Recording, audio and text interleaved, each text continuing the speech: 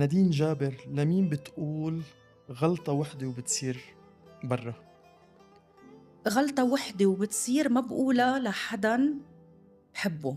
أوكي، الشخص اللي بحبّه بده يغلط كذا غلطة ليصير برّا، أوكي، لإنه أنا مش من الأشخاص يلّي باقدر أتخلّى عن الأشخاص اللي باحبّن من ورا غلطة، لإنه أنا باعتبر إنه الإنسان بيغلط، كلنا بنغلط، أنا ممكن أغلط. المهم ما يكفّي الغلط وما يكون عن أذى.